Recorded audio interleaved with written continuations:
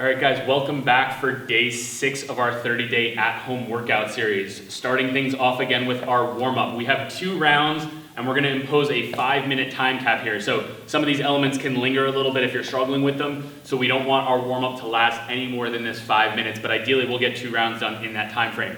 We're gonna start things off with a 30-second wall sit. So I'm gonna have Dino come over to the wall. He's gonna rest his back and shoulders completely against. He's gonna bring his feet out a little bit further. He's gonna slide down until his hips and knees are bent to 90 degrees. He's not gonna brace his hands on his knees for support. He's gonna make sure that he is absorbing all of that with his thighs. This is a great way to reset our lower body, get our hips unhinged a little bit, and decompress our lower back. Go ahead, come on up out of that. So we've got 30 seconds in that wall sit. Then we're gonna find a door frame somewhere around the house, and we're gonna try to stretch out our chest and shoulders. So Dino's gonna go ahead and put his elbows slightly higher than 90 degrees. You'll notice he's gonna step forward with one foot and lean into that stretch, right? I would probably have him step forward with the other leg, just to get a little bit more of a stretch. So step forward with your left leg real quick. There you go. Now he could even add a little bit of a twist if he wanted to exaggerate that stretch. So right now he's stretching out the chest and the shoulders up top here. He's gonna hold each side for 15 seconds.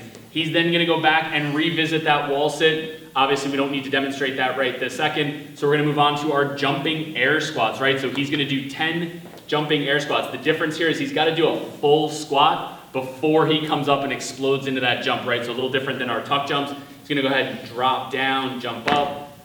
Perfect, and he doesn't even have to draw the knees up if he doesn't want to. That's a layer of intensity that you can add by all means. Now he's gonna transition down to what we call a scapular push-up, right? So he's gonna take that tall plank position.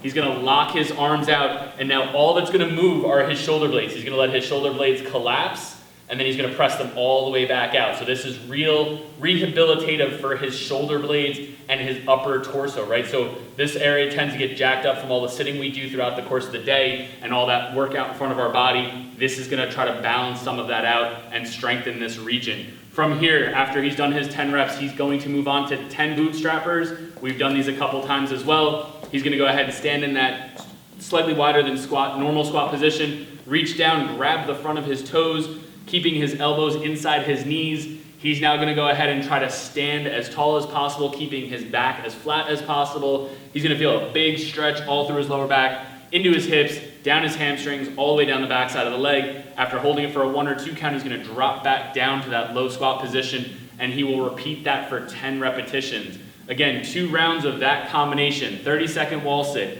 15 each side door stretch, a second 30-second wall sit, 10 jumping air squats, 10 scap push-ups, 10 bootstrappers. That is your warm-up for day 6.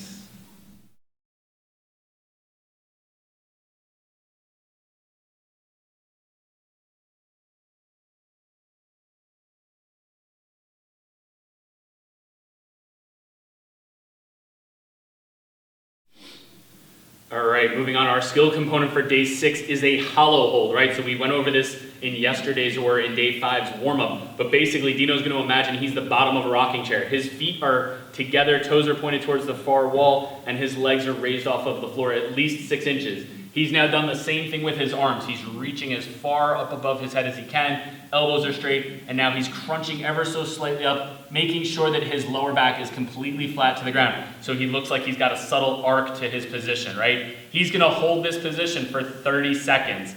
He's going to rest as needed. I would suggest at least 30 seconds, but for those of us a little less comfortable with it, we might need 60 seconds.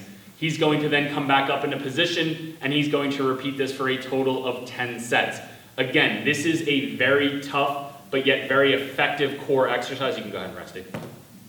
For those of us who are less familiar with it, we may just have to set a 30-second window and accumulate as much time as we can within a given 30 seconds and do that for 10 rounds.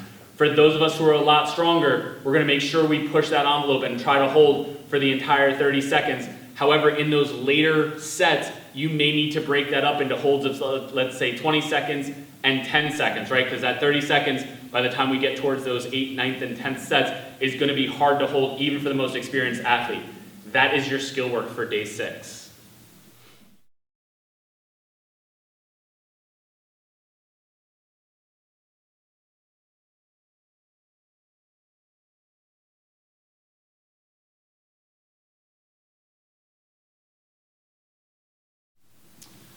right? And for day 6, our conditioning component, or like we say, our workout of the day, is a combination of air squats and chair dips. So a little traditional push-pull, if you will, type of a workout, right? So we're gonna start off with 100 air squats. We're then gonna follow that up with 30 chair dips. We're then gonna move on to 75 air squats, followed by 20 chair dips, and finish with 50 air squats and 10 chair dips, right? So nice upper body, lower body combination here. It should get us a nice full body workout, right? So air squats, we've done them. Feet are about shoulder width, toes are pointing towards 11 o'clock and 1 o'clock. Dino's gonna keep his torso nice and tall, make sure he's got 3 points of contact, big toe, little toe, heel. He's gonna sit down and back, making sure his hips get below the crease of his knee, right? That is the full range, keeping his torso nice and tall. He does 100 of those. He moves over to his chair, his table, his bench, what have you. He sets himself up for his chair dips. By now, we know which version, whether we're gonna do it with bent knees or legs long, and we're gonna go ahead and do 30 chair dips. Whether we have to break up these reps a little bit is up to you. For those that are a little bit stronger, we can go right through unbroken or try to go through unbroken. For those that need a little bit of a break along the way, by all means, break it up into reasonable chunks. My recommendation would be to break before you burn out completely so that you can take a short break and either shake out the legs or shake out the arms and get right back to work. Our key with break time is we want to keep it minimal, right? The only way to keep the intensity in these workouts is to try to do as much work in as short a window of time as possible, so we don't want these breaks where we have to wait 5 minutes to let our arms or our legs recover. That is our workout of the day for day 6.